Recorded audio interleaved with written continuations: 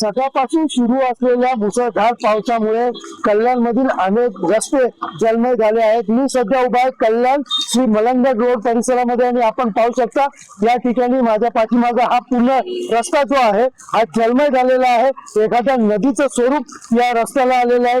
विशेषतः पाहायला गेलं तर सकाळपासून सततधार पावसाची सुरू होती, मात्र दुपारनंतर पावसाचा जोर या ठिकाणी वाढल्याने अनेक ठिकाणी पाणी साचलं। हा पूर्ण रस्ता जो आहे हा पूर्ण रस्ता पाण्याखाली गेलेला पाहायला मिळत आहे आणि या पाण्यातून मार्ग काढत वाहन चालकांना वाहने चालवावी लागत आहेत।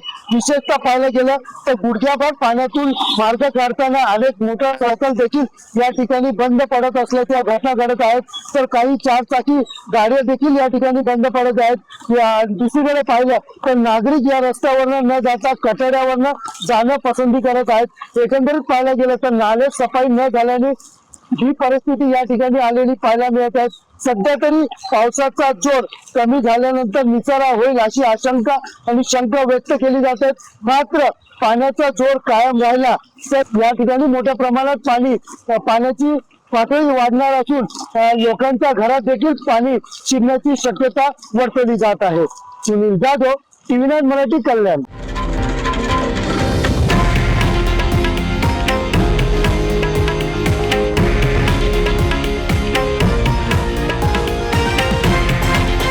हे आहे देशातील नंबर 1 न्यूज नेटवर्क आणि आपण पाहत आहात TV9 मराठी, एकमेव।